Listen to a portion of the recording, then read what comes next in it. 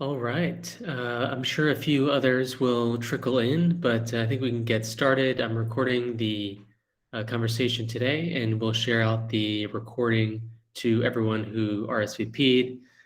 So let's get right into things. We have a great topic today around setting up new managers for success. I think we probably all have been in a new manager role at some point where we've had to learn the hard way, learn those important lessons, or maybe you're interested in the topic as a HR practitioner or even someone aspiring to be a manager. I'm sure there will be lots of important insights that we can glean from our wonderful panel today. We have Kevin, Ijeoma, and Lailesh presenting from across the continent, Kenya, Nigeria, and Mauritius. I'm also based in Mauritius. It's later in the evening. I know some of you, maybe it's towards the end of the day as well. Really appreciate everyone joining today. We have 3 panelists, and we'll be able to dive into 2 important discussion questions. And if we have time, we can even open it up for some Q&A from the audience or even amongst the panelists themselves. Before I turn it over to the panelists to introduce themselves and their roles and their companies, I did want to just make a quick little pitch about what we do here at CoffeeChat. So if you don't know, CoffeeChat is a coaching platform. It's our mission to make it a lot easier, more affordable, and more relevant for companies across the continent to roll out coaching programs for their teams, particularly for managers at all levels. And so we have a number of different coaching programs that are easy for HR teams to roll out, manage, and make sure they are impactful. So we have one-on-one professional coaching, which allows managers to pick their own coach from a pre-vetted pool of coaches that we have in our network. We also have a peer-to-peer coaching network where managers get to speak and both receive and provide coaching to other managers from other companies across Africa. And it's also a great networking program. And then we have team coaching, which is group coaching for different departments and cross leadership teams within a particular company. So if you happen to be interested in any of those, my team, Brenda, based in Kenya, Esther, based in Nigeria, or myself, would always be happy to chat and discuss further. So without any further ado, I will ask each of our esteemed panelists to unmute themselves one by one, just share a little bit about who you are, your company that you represent, and the role that you find yourself in. And then obviously we'll dive a bit deeper into the discussion topics from there. So Kevin, would love to welcome you. Thanks again for joining. You had joined us for another panel we had earlier this year where we were unpacking the results of our manager support survey and had a lot of great insights. So really happy to have you back and looking forward to your insights today. So please share more about you. Hi, everyone. My name is Kevin Wakuze. I work for a company called Cellulant. So what we do is that we help businesses and banks across Africa to make payments and get paid in any currency in the world. So I serve as the group head of learning and development. So I'm responsible for L&D. We have approximately 450 plus employees, and the number is still growing. Out of those 450, we have approximately 100 to 120 managers, from senior, mid-level, and new managers. I'm really thrilled to join here because over the last decade, I've been helping managers learn, develop, and grow. And I'm here to share with you 3 key insights that I've learned along the way. So thank you so much. Fantastic. Thank you, Kevin. Ijeoma, I'd love to welcome you and have you share a bit more about your role and the company that you work at. So, hi, everyone. My name is Ijeoma Anunibe. I head people and culture for Shuttlers, based here in Nigeria. Currently, what we do at Shuttlers is very smart shared mobility platform where we move people from one bus stop to another, mostly people who go to work, right? So if you understand anything about Nigeria, you know that there's a bit of a segmentation where we have like our central business districts in Lagos on the island. So we move people from the mainland to the island.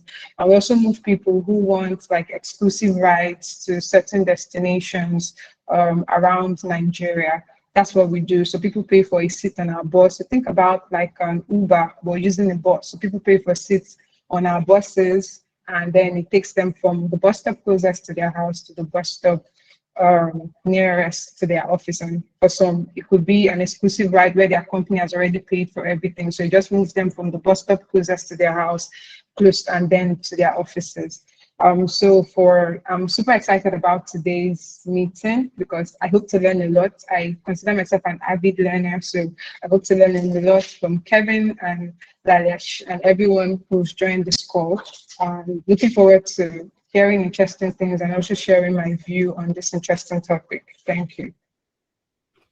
Amazing. Thank you so much. And just for context, around how many employees and maybe number of managers are at Shuttlers at this stage? I know you guys are a rapidly growing startup.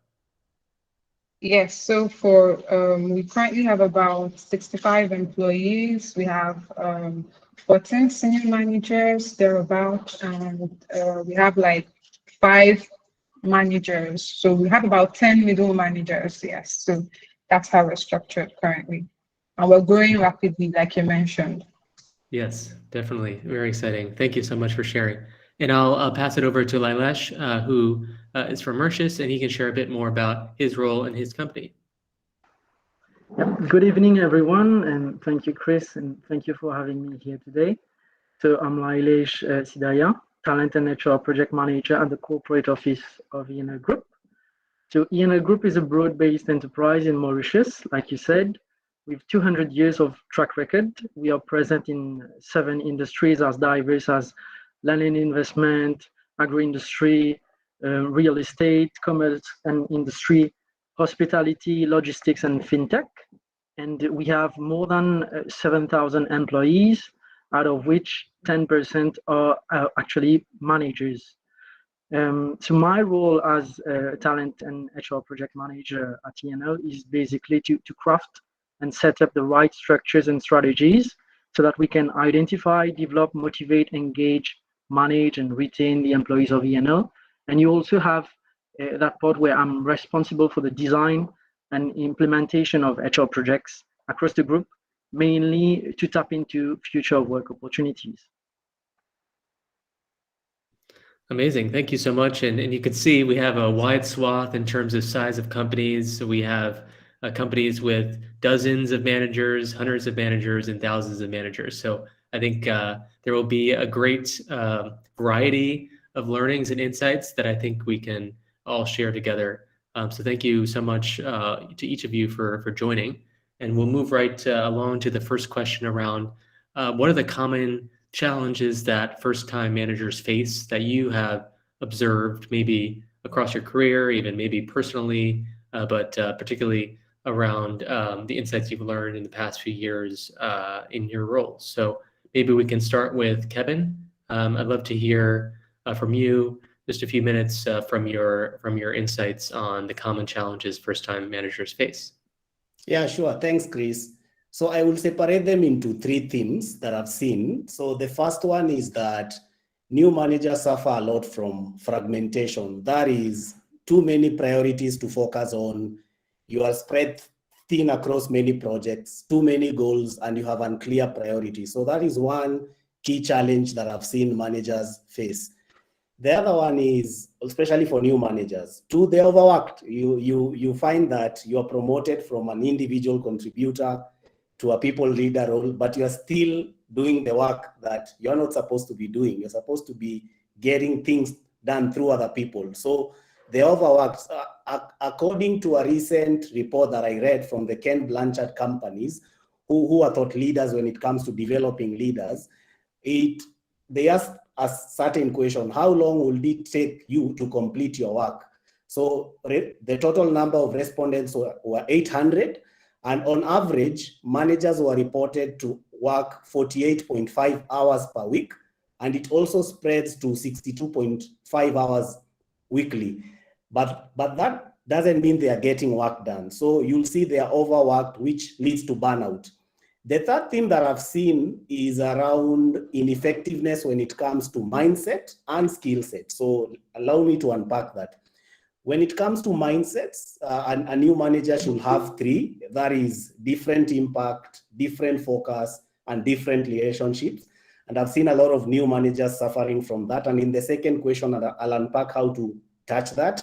Then the other one is also around just the common skill sets that team member need around setting clear expectations, giving clear direction and feedback, having difficult conversation and confronting people. So I will say those are the three themes that I've seen that are very common in first-time managers. Thanks. Amazing. Thank you, Kevin, for sharing that. And I'll pass it over to Ijeoma.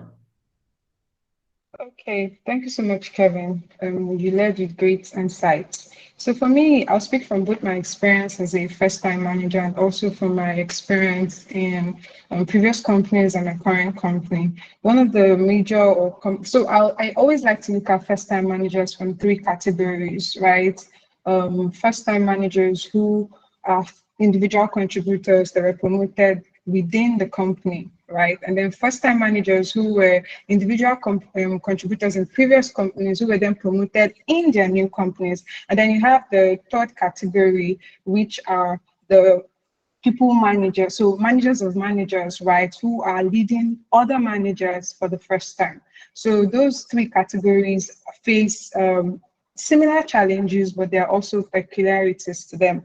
And like Kevin already spelled out most of them, but one of the things I've seen strongly is, one of the ones I'll call out strongly is being self-absorbed, right? Because they're overworked, they have to build all of these new relationships with people in their teams. They tend to, and I'm saying this even from feedback I got from my first role as a first-time manager, right? So being self-absorbed and just trying to, ensure that you keep up with that level of performance that got you to that point in your career. And then you find out that you're not taking into consideration the fact that you're responsible for other people right now. And so while you're trying to carry on too much, you might face burnout, and at the same time, you might create a disconnect within the team. And remember, one of the pillars of a team is to have trust and respect. So you might create this disconnect within the team, or this negative dynamic within the team that will affect the productivity of your team, because you're carrying too much, you're not trusting your team to do a lot of things, you're not able to delegate, and you're not also growing, and that person feels like, oh, this person doesn't care about me, and people need to feel like their line managers care about them. So one of the challenges, I think, is being self-absorbed and being consumed with the fact that, oh, I need to keep up with that level of performance that got me there, or even exceed it, forgetting that you can't do it on your own any longer, but you need to do it with others. And then the other one is for new line managers moving into new companies. You're grappling with the new culture, the new environments, new people. Now, in the first category I mentioned, you might be dealing with people who were you might understand the people. Maybe these are former colleagues, right? And that's another challenge I'll speak to later. But these are former colleagues. So to a large extent, you understand them and you know how to work with them to a large extent. But this other place, you're learning the new people, you're learning their behaviors, you're trying to understand how to work best with them. And that could be a really challenging spot to be in. And then your new company is expecting you to also, put in the work to show that they didn't have a recruitment error when they recruited you. So those are the things, that's for one. Then leading, then it becomes more difficult if you're a first-time manager faced with the challenge of having to lead your former peers. Now, sometimes people just look at you and say, oh, why did she even get promoted? Why did he even get promoted? What does he have that I don't have, right? Why? And then it's really difficult for them to follow you. And then you notice there's a lot of conflict in the team. And sometimes your line manager plus one might not understand why you're facing such situations. And so you probably are struggling with all sorts of emotions and wondering, how should I approach this issue? And sometimes you could bond relationships or create dynamics that might not work for you later because you're trying to enforce your authority within the team, and that just might not be what you need, because at that point in time, you don't even have a leader mindset. You're not thinking about how do I work with these people and through them to achieve the team's goals. You're thinking, how do I make them do the job, right? So that I can still showcase that I'm a high performing manager. Also, I think lastly is the fact that you also think about the having, like, one of the roles you need to play as a line manager is to give feedback to your line reports. Now, you notice that some people are not equipped for that. They, as individual contributors, they didn't have to say anything to anybody else. Even if they felt that, okay, this person wasn't holding up their own end of the bargain, they just went on with this mindset of, it's not my business, it has nothing to do with me, so it's fine. As long as it has nothing to do with my work, I see nothing, I say nothing. But you find out that now you have to give feedback, because if you don't give, especially if it's negative feedback, I mean, it's so easy to layer praise on people. But then you're saying, okay, I need this person to get the job done, so I'm not going to talk about all of those negative parts. I'm just going to focus on, just praising the person on the work that they're doing, and then I'll pick up the slack. And so you're doing a lot. You're not developing the other person to improve on their areas of improvement, and it just all comes back to you. And like Kevin already pointed out, you face burnout. So those are the challenges I think first-time managers face. Thank you. Amazing. Thanks for unpacking that. And you raised a point that reminded me. We asked a poll on LinkedIn a few weeks back around which is more difficult, reporting to someone who used to be a peer or managing a former peer. And we got split responses because you brought up this point around being a new manager. There's two elements to it. There's the element of just being a manager and some of the responsibilities associated with that. And there's also the team dynamics that are very specific to the personalities involved. So I think I really enjoyed the points that you brought up there. And Lailesh, I'd love to pass it over to you to also hear from your perspective on this question. Sure, Chris. So my take on the subject is very much aligned with Kevin and Ijeoma, who have laid out the salient challenges for first-time managers. So maybe I'd like to emphasize some challenges that we've encountered and we've seen come out as being the most common challenges on our side. So the first one being transitioning into the role of the manager. So within the workplace, we've all encountered individuals who are high-performing specialists and are then promoted to managerial roles based solely on their individual contributions. So this is where we often find people who are lost in their new role, as the skill set required to be an effective manager is not necessarily the same skill set required to be a high-performing individual contributor. So maybe this is why promotions should be thought through and the transition should be prepared mostly through a development plan, which leads me to my second point, which is the pressure to perform or the lack of self-confidence.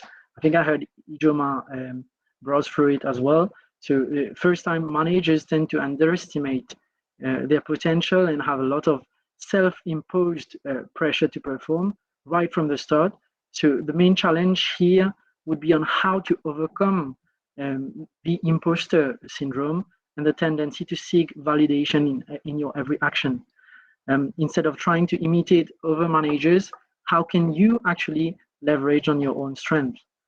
And a third point, a third challenge would be time, whether it's time constraint to deliver or taking the time to understand the new business environment and your peers. Time is and will always be a challenge for first-time managers, if not for everyone actually. So again, we often see first-time managers who feel that they need to prove to everyone that it was the right decision to choose them. As such, they tend to be fully invested into their deliverables rather than taking a holistic view on the challenges or even actually getting to know their team's individual strengths to encourage synergy. So this challenging start can also lead to difficulties in trusting your team and thus making it challenging to step away from micromanagement. So another challenge here is to move towards delegation, and being the subject matter expert, or having obviously previously occupied maybe one of those roles that you're now supervising, you tend to want to the task to be done in a certain way, which does not instill trust within the team and the freedom of expression that we would like to see and would help the team to grow and perform.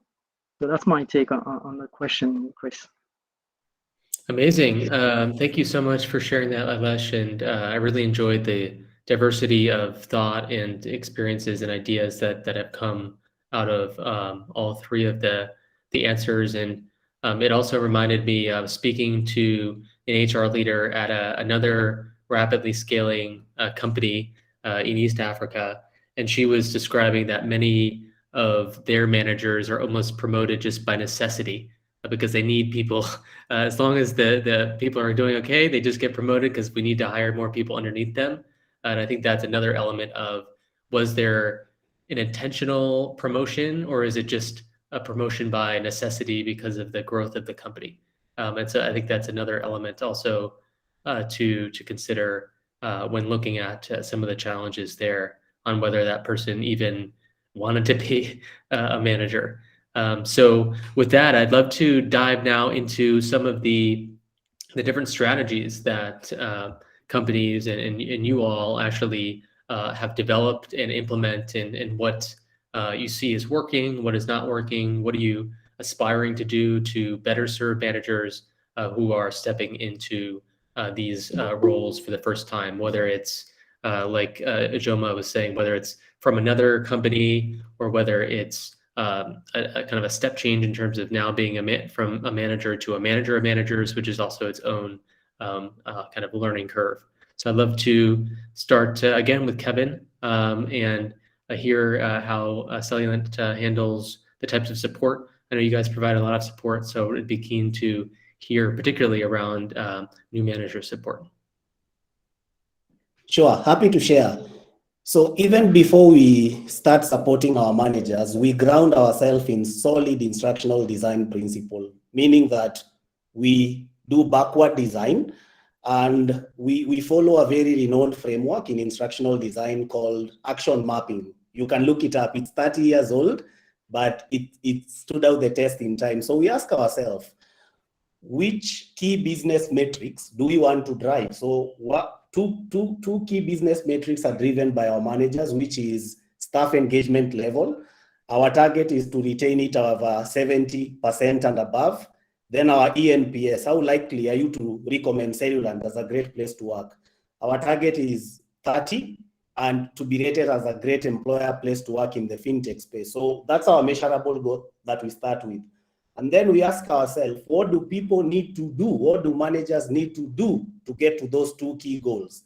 And not know, behavior, because a lot of management program is theory-based, but it doesn't give people what they need to do on the job day to day. So doing that, we come up with a list of competencies and behavior. So we have our leadership competency framework that is mapped to every role that shows people this is what you need to do in your typical role. Then we go a step further and ask, why aren't new managers doing what they are supposed to do? We cluster it into 4 buckets. Is it an issue to do with culture? Culture could be lack of processes, lack of tools, the leadership style there. Is it an issue to do with knowledge gap? So knowledge, either they don't have the knowledge or they don't have something to refer when on the job. Then the third bucket, is it a skill gap? Either they don't recognize the value or opportunity of practicing that skill, or they have that skill gap, or is it an issue to do with motivation? Then we ask ourselves, how might we help our managers in those 4 buckets? So for example, if it's an issue to do with culture, we ask ourselves and process, how can we develop better processes and systems to help managers have effective one-on-ones, career conversations, give and receive feedback? Just to mention a few, because you can be very effective in training a manager on a feedback model like SBI model, describing the situation, behavior, impact. But if the culture and the environment doesn't support that, they don't have a way to practice that skill. So we make sure we work with the various leaders and direct responsible individuals to fix that up. if it's an issue to do with knowledge, for example, we ask ourselves, does that knowledge need to be stored in their head, or do they need to store it in their memory as they accomplish a particular area? So if it needs to be stored there, we have a knowledge management system called Guru. So we equip our managers by putting the tools that they need to support those career conversation processes there, so they can access it within their workflow and get that support. Then if it's an issue to do with skill gap and motivation, that is where L&D come in and I come in.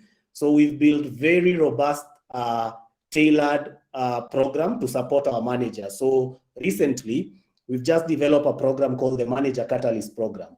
So think of it as a program designed to help new managers make that pivotal transition. It covers 3 themes that we identified that are mapped to the behaviors that I told you we want to push.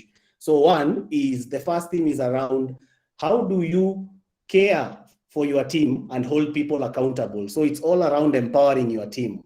Then the second theme is around dealing with challenges. So you gave your team a goal, a task, you came back a day, a week later, and they didn't do it. Now what? So we cover things like giving and receiving feedback, handling difficult conversations.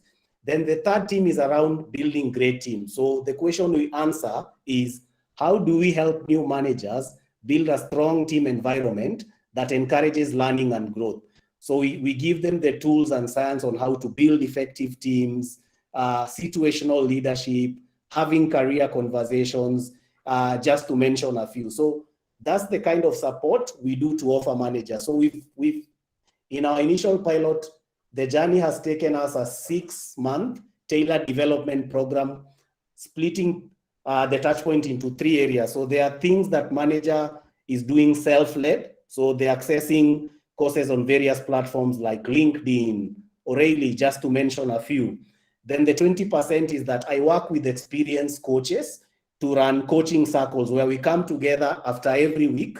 We pick a topic. If it's goal setting, we unpack. If it's feedback, we unpack. We give people opportunities to practice in a safe environment. Then the third touch point that we do is that learning will never happen unless someone takes it and try it on the job. So we give various on-the-job fieldwork and assignments that a manager goes, take that skill to the real world. So using the example that I've given, if we are teaching having difficult conversation, we'll give you a fieldwork, say, hey, here is the tool, you can access it here. You've practiced in a real environment. I want you to go use this tool with your team, fill in the reflection journal, and then post in our discussion panel, reflect on these 3 questions. What did you learn? What impact did you have in your team? And what other questions do you have? So that learning journey has really helped us because it has enabled us to support different managers on the team. Now we are thinking around, we finished the first cohort. We are thinking around how do we even provide further targeted training and support. So what we've done is we've done like a touchpoint 360-degree feedback. So we've collected feedback from the learners' direct reports. We've collected feedback from the managers. So we've asked them to rate the level of improvement they've seen of particular behaviors that we wanted them to have, communicating clear goals, giving feedback, building trust, having career conversation. And then depending on how the survey question is, we've built a logic. We want to know, in a manager that you haven't seen improvement, maybe little or no improvement, what's the issue? Is it a skill issue? They still don't know how to use that particular skill. Is it a will issue? They don't feel motivated to use that particular skill. Or is it a way issue? Maybe they have the skill will, but the processes that are in place, they are causing them not to do it. So we are analyzing that to make sure that, okay, if it's a skill issue, we know that we can pair a leader who has shown great improvement with a leader who's struggling to help them ramp up. Either we can pair them with an experienced coach to bring them up to speed in partnership with L&D. And then if it's a process issue, we fix. Then if it's a motivation issue also, the issue is handled differently. How can we continue to support them in the flow of work? So at a very high level, that's what we are doing, and it's really showing progress. Thanks. That's fascinating. Thank you so much for taking us through that. And I really like how you laid out the high-level framework that you guys use, and then how it actually translates to actual mechanisms that help guide some of the interventions that you use both preemptively and also when you uncover where there's either skill, will, way gaps there. That's really interesting, and glad to hear that there's showing good results. Ijeoma, I would love to hear from you as well. Okay, thank you, Chris. So for us at Shuttlers, right, so for context, let me borrow Chris's term. For context, we are a startup and we recently started expanding the teams and putting a lot of people. So most of the people we have are experienced managers. So what I've done is to pay attention to the people who actually have. So first things first is we've created the leadership competency framework to help guide us or help people understand, both as individual contributors and as managers, what is expected from you as a leader or as a manager or as an employee, right? So we understand the importance of the competency framework so that people are not displaying behaviors that are not consistent with what you want to see in the culture. So we've done that. And so everybody understands what is expected of them, because you have people from diverse companies bring in different culture into their different cultures and different things they've learned into the organization. And so we want to create that standard first, that this is what leadership looks like at Shuttlers. That's what we've done first. And then also, so I'm just going to be fluctuating or swinging through my experience currently at Shuttlers and prior experience before Shuttlers on what has been done for first-time managers, because that's also what's helping me build the framework here at Shuttlers. So the other thing that I've identified that we need to do is to build like a leadership training framework for people to understand that there are different levels of management. There are the first line managers, right? Managers of people, managers of others. There are those who manage only themselves, and there are those who manage other managers, right?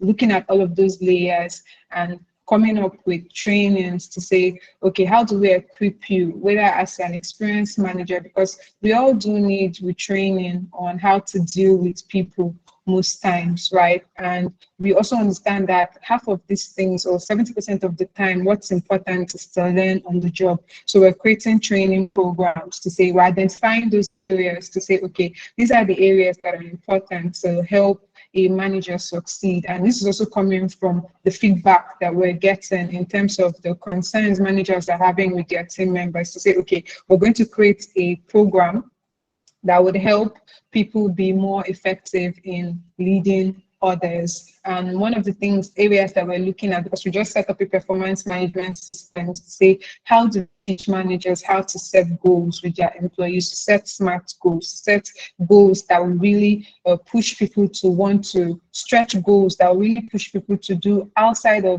move them outside their comfort zone, right? To places where they can develop, because you know that there's no growth without pressure. So we need to be able to set goals that apply that pressure to help people develop.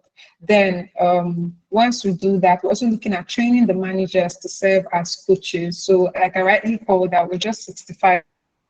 So pretty much everybody knows everybody, and you're able to relate with people. And if there are gaps, we're also able to see it, right? So one of the things we've done is to say, how do we train line managers to serve as coaches? Because we work in a company that has millennials generally, and so one of the things we're thinking about is, what do millennials want at work, what do millennials and Gen Zs want at work, both from a leadership standpoint and from just being an employee standpoint.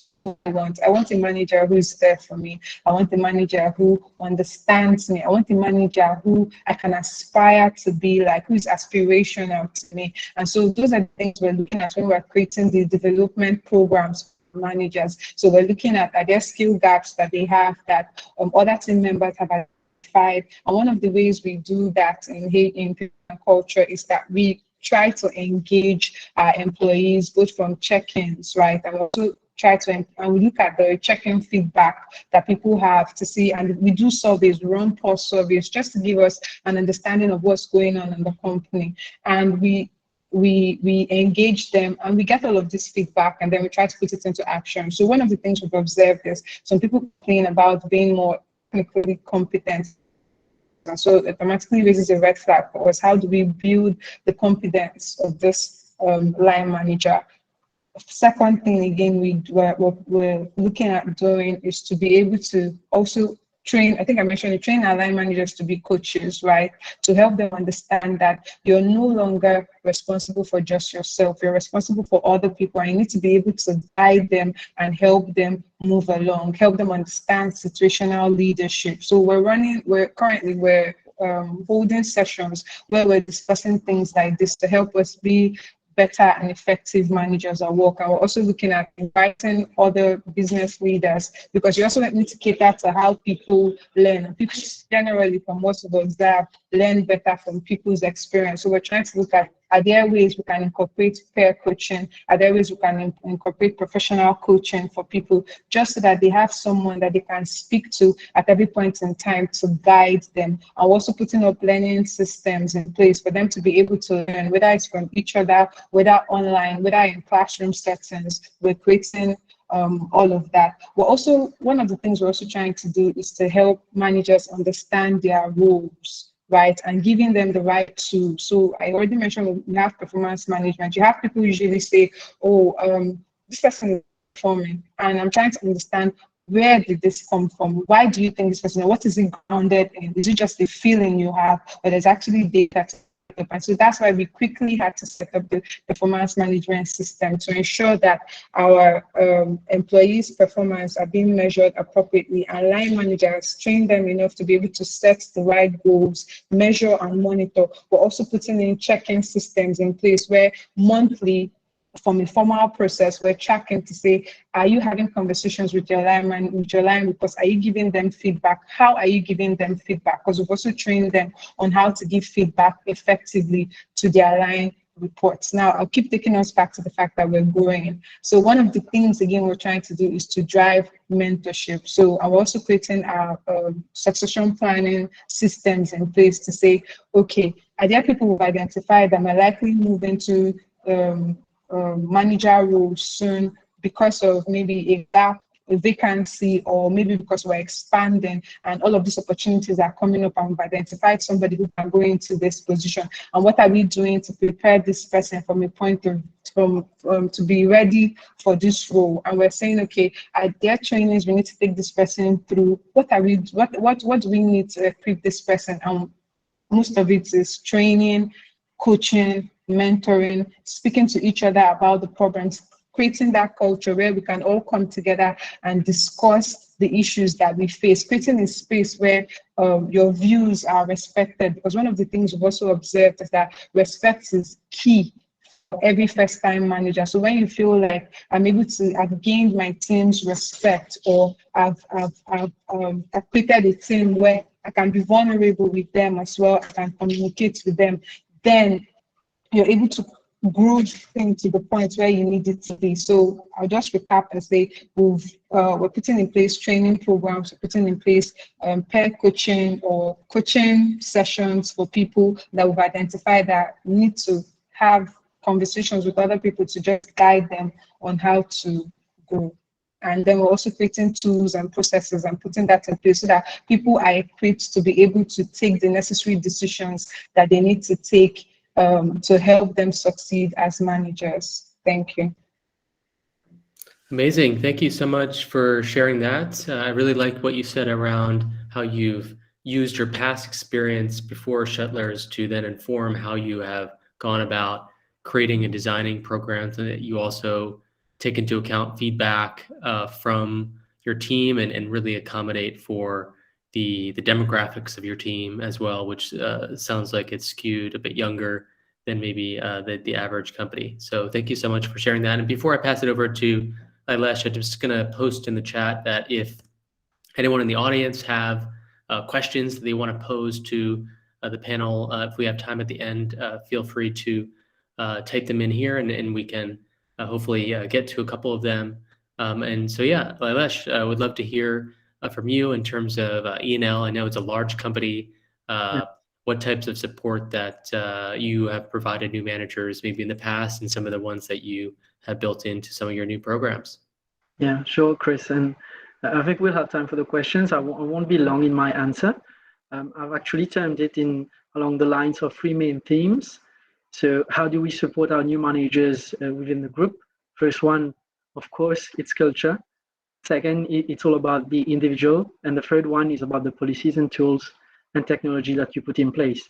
So when I talk about culture, what I mean is that we have a robust culture program in place called #MyENL, which encompasses the behavior that we encourage as being the leader of ENL. So it actually stems from both our leadership team and the expectations bottom up, and really sets the tone for new managers to follow. So open communication, constructive feedback, and continuous development are also at the core of our culture, and actually facilitates that transitionary process that I mentioned earlier on. So having this frame really helps new managers to settle in and be prepared to face challenges. We have also put a lot of effort into instilling a collegial leadership style, which reinforces mentoring and support from peers and learning from mistakes. I think that's a very important point to have, so that you can make sure that your new managers are set up right from the start for success. So coming to that individual part, the second theme. So we have firstly nursery facilities for parents.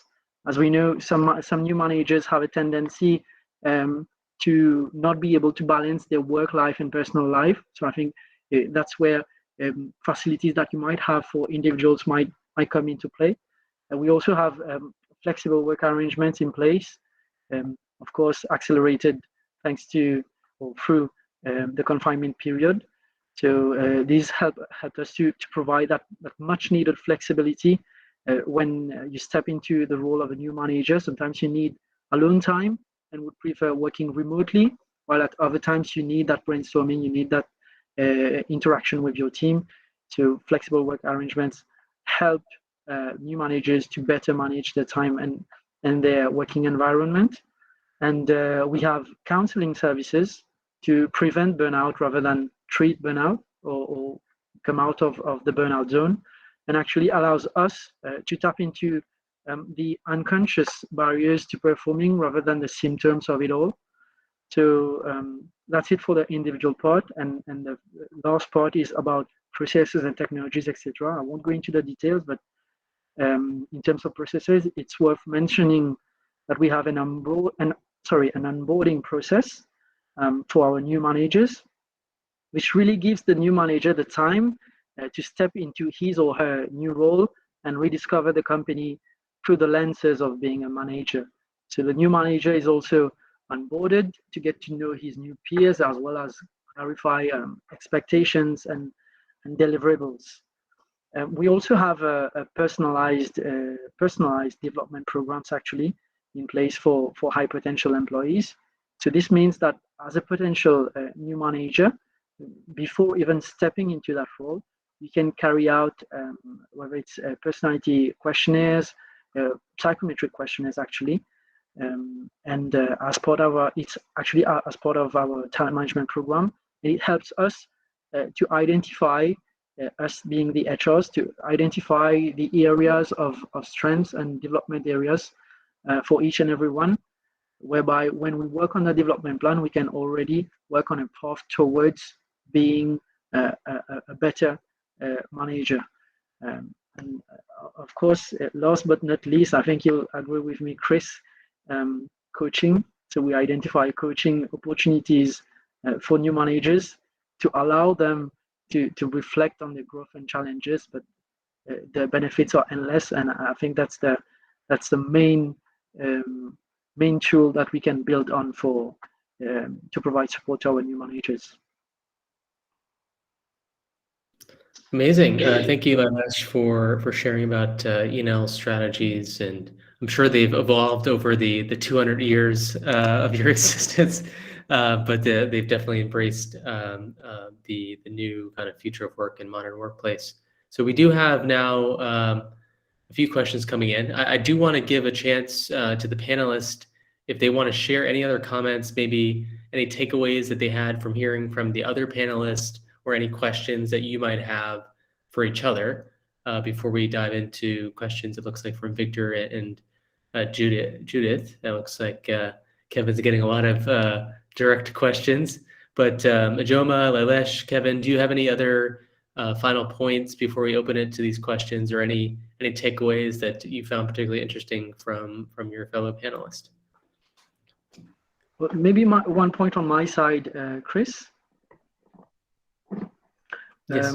I heard Ijeoma share the leadership competency framework that they've put in place in the company, and I think that that's one point that's not spoken of enough, because that's actually the background and the back end of it all, but it's the core, and it's actually the start to every development actions that you might take. So having a strong leadership competency framework in place, and being able to precisely identify what are the competencies that you want to promote and to encourage or to have present for your leadership positions really helps to connect the dots with all your development initiatives, and it all becomes a cycle when you're into it, and you can actually see the different connections between your processes internally. So it's really nice to see that the base is set, and it's actually the trend as well. So that's my main takeaway from the sharing session. Thank you. Yeah, I completely agreed on leadership competency models. I know that was particularly helpful for me at some of my past companies, where it provides almost a shared vocabulary that can guide performance reviews, training sessions, even the coaching sessions. If you're working with external coaches, it can be helpful to share that leadership competency model, so the conversations are guided in the same way that you would with internal team members. So thank you for adding that point. Kevin, were you wanting to share something as well? No, just a plus one on that. Having a common language is very key. And for people in the call who are wondering, okay, how do we start building this competency model? You don't have to reinvent the wheel. Just look up Project Oxygen. This was done in Google 2008. They identified 10 leadership behaviors that really drives key business outcomes like retention, productivity, profitability. So that's a great place to start if you don't have a competency framework in place. And then, yeah, I just wanted to echo the points that my panelists shared around being very ruthless around focusing on new managers. I think that was the key theme for me, because if you look at new managers, they're the ones who are responsible for the day-to-day. They translate their strategy to day-to-day implementation. So for instance, at Cellulant, we have approximately 50 new managers who are responsible for leading 160 employees. Imagine the change and impact you could have if you're able to develop these 50 people and the ripple effect it will have in the organization. So I was just echoing what my fellow panelists shared. Yeah, that's so true. And I remember being told once when I was promoting my first team members underneath me, and my manager at the time said, look, promoting people into managerial positions, especially since managers typically are only 10 to 20% of the staff, signal to the rest of the organization what matters and the types of behaviors that you want to encourage. So super important to make sure that not only you select the right people for the right reasons, but that they're also performing at their best, because they're essentially acting as role models and signaling the type of behavior and work ethic and decision-making that top leadership wants to promote. So it looks like a few questions have come in. One is around the idea of, I guess, if I'm understanding this question right, when a new manager steps into their role, they might, their manager, plus one, might be encouraged to almost over-delegate because, hey, you're a manager now, you can take on a lot. So wondering how you guys have seen that question. And the other question is 3 things you mentioned to help a new manager kick off. So perhaps some quick tips to summarize some of the items that you guys have shared. So Kevin, you're welcome to take a first stab, and if Lailesh or Ijeoma also have some thoughts on any of these questions coming in. Now, Robbie also asking around trust and respect. I know that was something that was brought up by Ijeoma earlier. Feel free to share. Sure, happy to go. So thanks, Victor, for the question. Victor and I worked at Scopia together, so it's amazing to see him on the call. So practical tips, even ones that I use is one, I'm sure between you and your manager, you meet every week or bi-weekly for a check-in, and you normally align on priorities. So managers have this tendency on, I'll tell you to do this today, Wednesday I'll tell you to do X, Friday I'll tell you to do Y, Monday, and the works keep overlapping and overlapping. If you don't manage up and speak up and say, if you have a shared document, Trello board, Asana thing that you look up, it's a simple question like asking, hey, these tasks really look amazing and challenging. I just want us to align on priorities so that I can give it my best shot. I have these 5 items. If there are 3 things you'd like me to accomplish this week, what will they be? So I normally use a rating scale with my leader on a scale of 1 to 5, 5 meaning that if I don't do this today, we are in deep stake, and 1, we can deprioritize a little bit. We do the rating, and 90% of the times we are aligned. So that's a practical way you can do, just having a shared board that you normally meet every week to align on priorities. Another thing that I normally like to recommend to people, if you haven't had Situational Leadership Model or SL2, it's a highly practical framework that shows you how can you align with your leader on goals, your development level, and their matching leadership style that you need from your leader. Highly recommend you to look at it because it helps you also to manage up. You can quickly diagnose on this particular goal, I'm at maybe development 1, which means that you need a lot of direction and support. And then it gives you conversation starters on how to have an effective conversation with your leader. So it will give you the different one from development 2, which you need coaching, development 3, which you need supporting, and development 4, which you need just delegation. You don't need any support. So if you and your manager can have such kind of conversation, it will be really great. Happy to connect with you and share with you the tools and the apps to help you navigate that conversation. So that's what I wanted to share. Hope that helps, Vic. Thank you, Kevin. Great point on the situational leadership framework.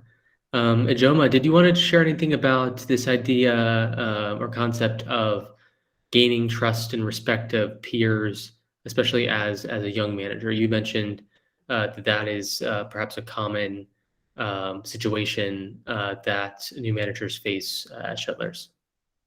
Yes, so trying to gain trust is about understanding the people that you work with. So you need to, I like what Lailesh, I think also Kevin mentioned it, that time is something that every new manager doesn't have, right? But you need to be able to find time within that time you don't have to be able to understand how your the people that report to you, people around you basically work. Right, because if you have that understanding, it helps you to relate with them better. It helps you to build trust. So if you understand that, okay, so let me give an example. So one time I just got promoted as a new manager, and I assumed that okay, this other person who was who had gotten promoted over understood that, okay, I'm now your manager, and so there were certain nuances or things that we used to do together before that couldn't happen anymore. But you find out that sometimes the person might not understand it, and so you really it's like weaning a baby. You cannot just take it off quickly. You have to, over time, slowly build that up. So you can't just unplug it and expect everything to change overnight, because everything has changed overnight for you doesn't mean everything has changed for the other person, especially if you guys had like a strong friendship. Now, from a place where you don't have a relationship, probably somebody you were even in competition with for the role, right? And you're finding it difficult to be able to get the person to do tasks. You need to give the person a bit of time. So it's about being understanding. You need to give the person a bit of time to say, to understand that this person is dealing with the pain of not being given that role that they probably have desired. So if you're understanding and you try and you also show them that you're understanding of what's going on with them, and you're willing to give them the space and the time to deal with it, that will build trust within your team. That's what I've seen so far. But then there are also people who completely do not understand that and are not willing to change. Then what you need to do is to have a conversation with them to make them understand that this is the new team dynamics, right? And it is important that you work together to achieve the goals of the team or the goals of the organization, because you need his or her support to be able to get things done. And if you don't have the support, so you need to understand, break it down and understand what are those blockers, what are those challenges, what's stopping you from being able to relate with me as your line manager. And if the person opens up, then you're on the right step to building a better relationship as line manager and employee. If the person doesn't open up, then it's probably you might need to bring in HR to be able to mediate on that situation. So that's what I've seen happen. So showing that you understand, leading with care, leading with empathy, putting yourself in that position to be able to show that people can trust you, that you're not here to, breathe down their neck. You're here to also help them grow and get to the point where they are also managers themselves within the organization, that you have their best interests at heart. Then understand their interest, understand how it aligns with the team. That will help build trust for you within that sense. But I think Ravi's question was largely around, okay, yes, if you're younger and they've been longer, I think it's the same thing, basically. Yeah, I mean, I think you hit that right on the head, and I like the point on just giving people the time. You can't expect this change to happen overnight. So I really like that point. And I know that we're at the top of the hour, so I want to respect everyone's time. Lailesh, if you had any last points you wanted to make, the floor is yours. Yeah, maybe I'd like to build on and echo my fellow panelists so quickly because of the time constraint. So that's a great question, actually, Ravi. And my answer to that would be in 4 points. Firstly, to gain respect through deliverables or actions and build your credibility as time goes by.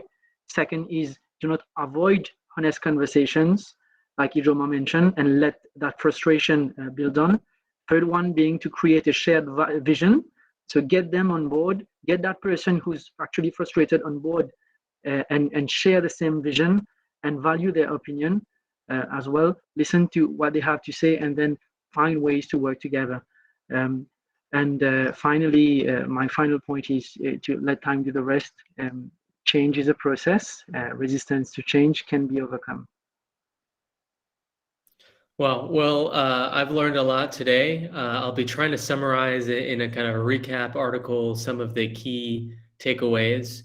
Obviously, each of you are experts in what you do, and really appreciate your time and sharing with all of us today the lessons that you've learned. And for those in the audience and those watching the recording at a later point, each of Kevin, Lailesh, Ijeoma's LinkedIn's are available in the video that we'll send out in the next couple of days of the recording of this session. So again, wanted to thank everyone for the great discussion. And of course, if anyone is interested in coaching services, CoffeeChat does provide a range of different professional and peer coaching services that allow companies to offer this type of support, especially to new managers. That's why I started CoffeeChat a couple years ago. I had this executive coaching support provided to me, and it set me up for success in a lot of ways. So yes, I will close off today's session with many thanks. And I know it's different time zones. Have a nice rest of your day. If you are off to dinner, bon appetit. Thank you, everyone. Thank you, Chris. Thank you, everyone. Thank you, Thank you, Chris. everyone. Thank you. Thank you Thanks. so much. Bye. Bye. Bye.